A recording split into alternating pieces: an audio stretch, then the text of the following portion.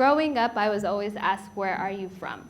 And for me, it was a hard question because I was born in the States, but I knew that I was Somali. My parents made sure that no matter what, we knew we were Somali. So much that when I would take standardized tests, I would look for Somali. You were asked to tick either black, Latino, white, or other. And I would look for Somali. I was sure of it. I would ask the teacher, like, I don't see Somali on here. And they would say, oh, it's not going to be on there. You need to pick one of these. So then I would just put other, because I wasn't okay with being something else. So then when I went to college, the question still came around again. Where are you from? And I would say, oh, I'm from Virginia. And then people wouldn't be satisfied with that. They're like, no, but where are you from? I'm like, what do you mean from? Where are your parents from? And I would say, oh, my parents are from Somalia. I'm Somali. Oh, you're from there. Yeah. What do you mean? I was always upset by that reaction. Where? You're from there. And so it really bothered me, and I went online and I looked. And the problem was pictures like this. This is what you get when you Google Somalia. And I wasn't okay with that, because for me, the Somalia I knew was this. This is me on Lido Beach in 1990. And that's my mom and my brother. That's the Somalia I knew. Or this is Shalama Super.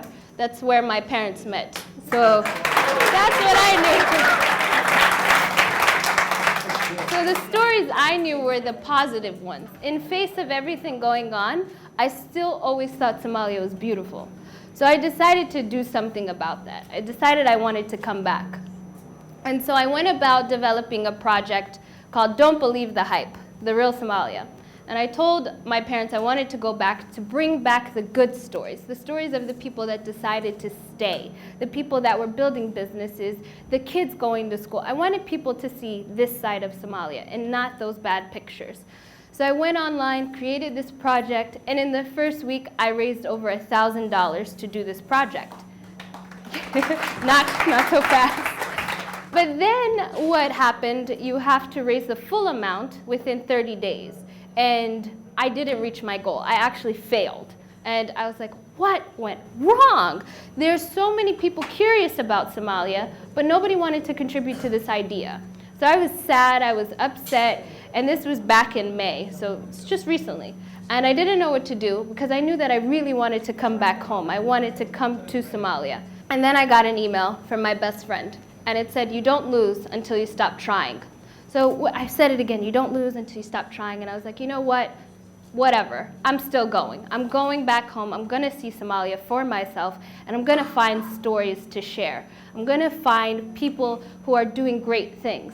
And it turns out I didn't have to look too far.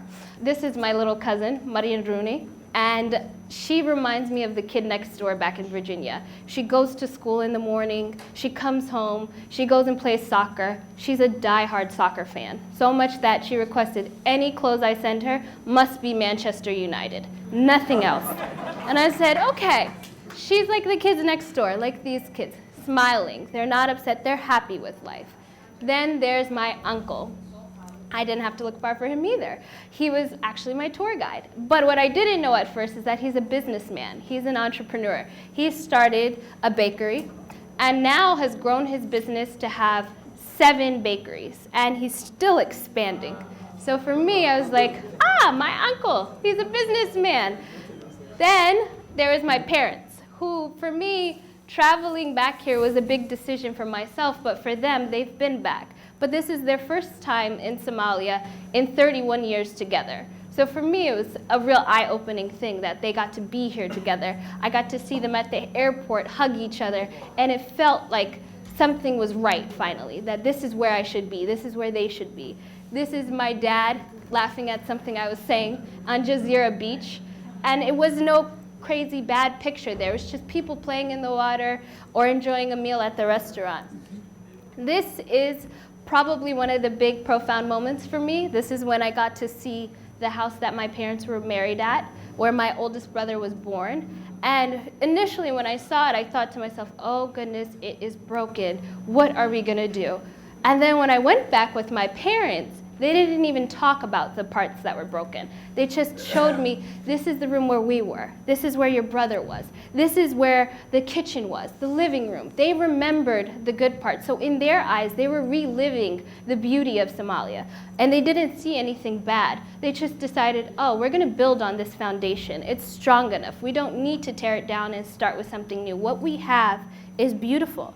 So then I went to Hamarweyne. That was my first time, and that was awesome because there's so many businesses there. There's people talking about prices for the food, the tomatoes, the onions, and everything. And this part I liked the most because I got to see a transaction with EVC, because before I wondered, how do people carry around money? And I quickly learned there's EVC. You just throw the money, and then whoosh, you're done.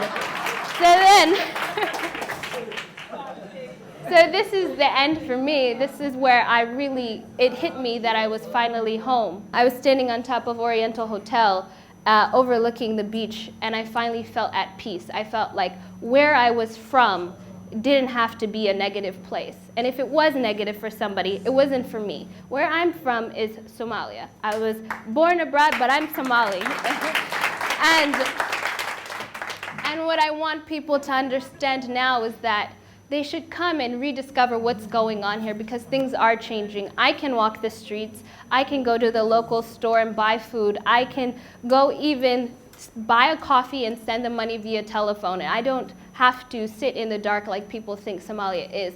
So what I want people to understand now is I have finally understood is that where I'm from is beautiful. Somalia is amazing. It has a strong foundation and it has a bright future.